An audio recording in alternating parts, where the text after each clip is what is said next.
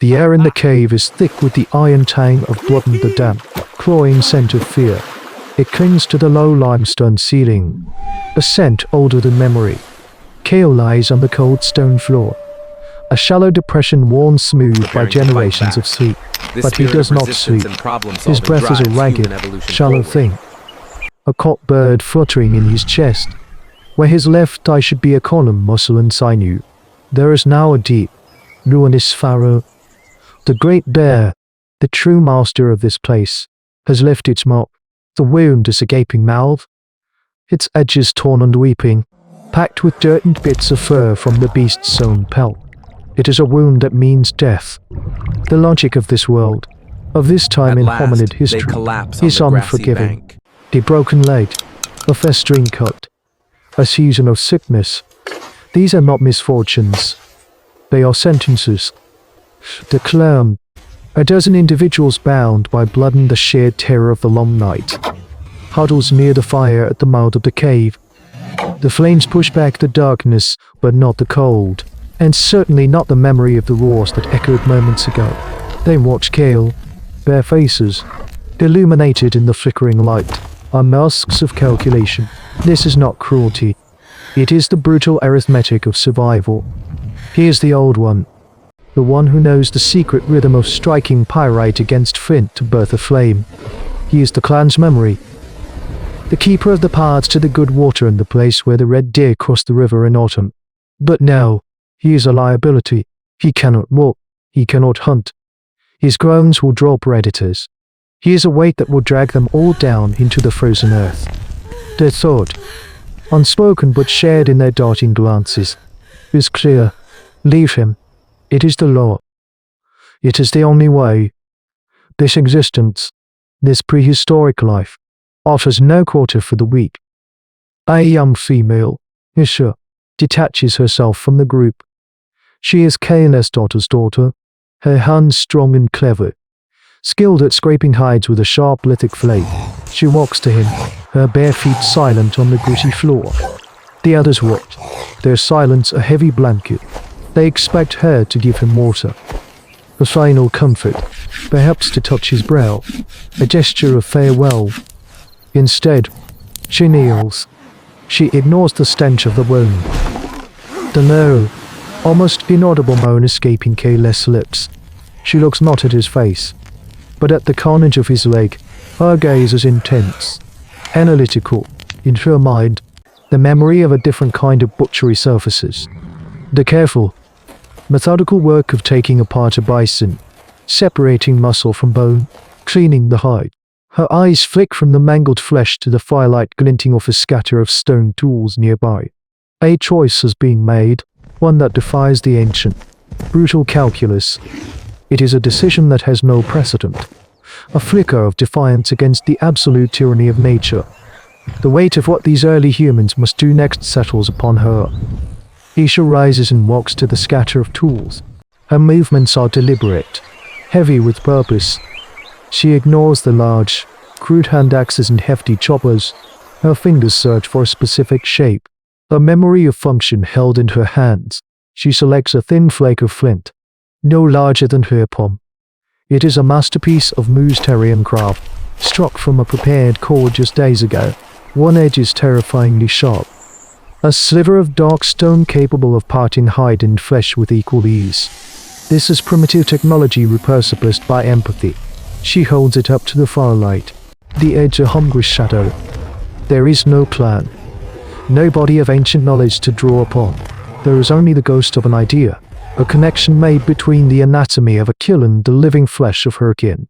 This is a leap of faith for these human ancestors. She turns back to Kale.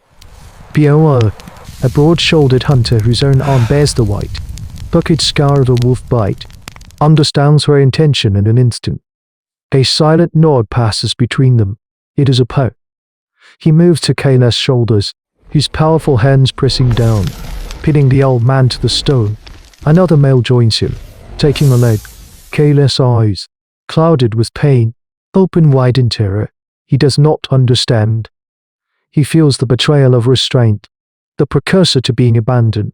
A guttural cry rips from his throat. a sound of pure animal panic. The pain is a language all ancient humans understand, but this new fear is something else entirely. Isha kneels, the flint knife in her hand. She presses her free hand against his chest, a gesture meant to soothe, but he thrashes against their grip. There is no anesthetic. There is only the grip of his kin and the howling finality of the choice. Isha leans over the wound. She must work quickly. The filth must come out.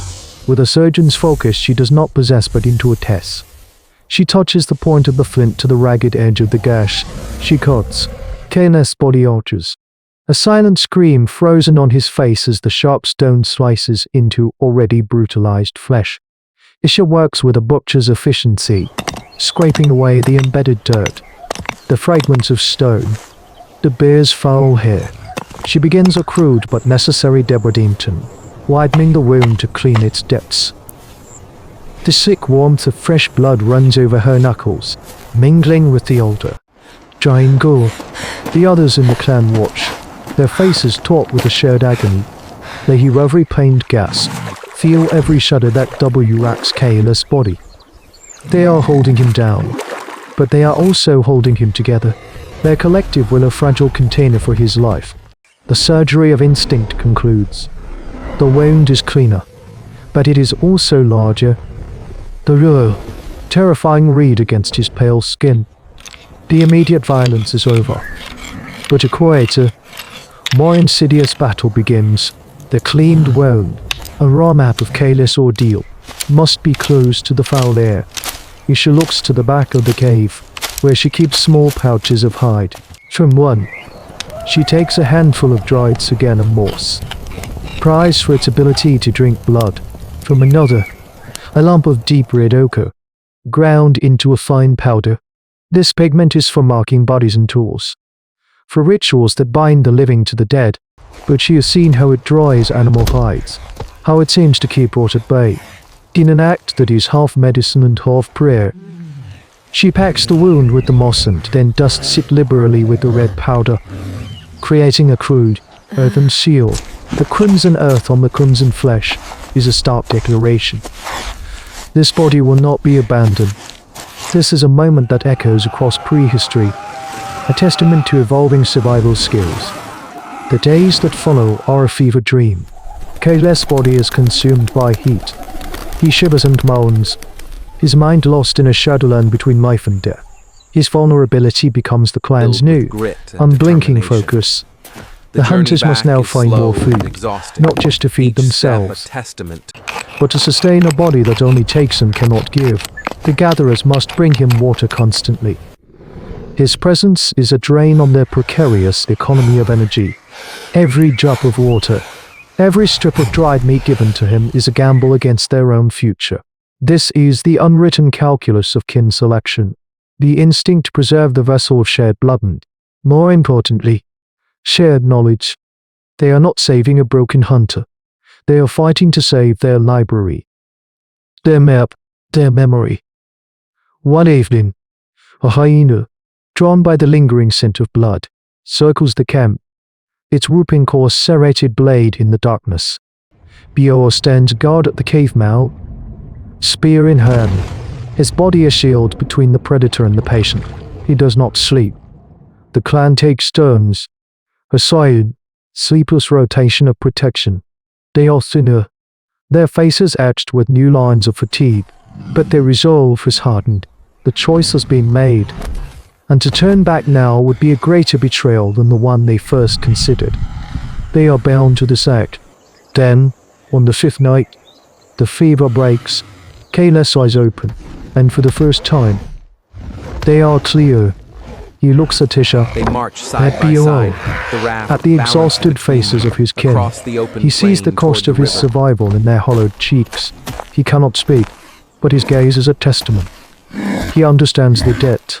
He is no longer just an elder. He is a living monument to their choice. His scar a story they will now all carry together. The scar on Kayleth's leg eventually heals into a puckered, silvery line, a permanent footnote to their story. He never walks without a limp, a constant, physical reminder of the bearing the blade. But his value to the clan has been reforged in the crucible of that fever. He now sits by the fire, his hands no longer strong enough to knap flint, but his mind sharper than ever. He teaches the young how to read the clouds, how to find north by the moss on the stones, how to interpret the tracks of the Pleistocene megafauna.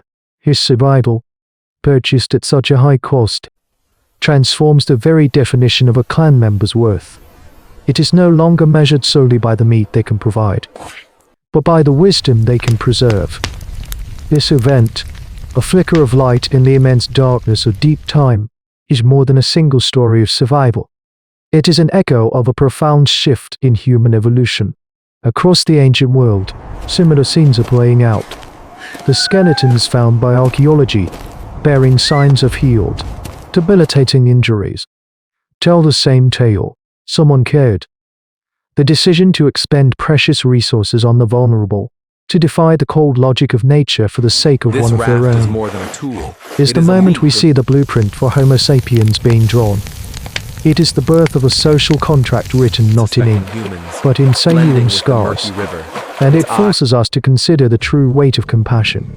And when, in the dawn of our own consciousness, we first agreed it was a burden worth carrying, I am the chronicler. I watch the embers of the past, for in their glow, the shadows of our own world are cast. And sometimes, the greatest threat is not the predator you can see, but the poison you willingly drink.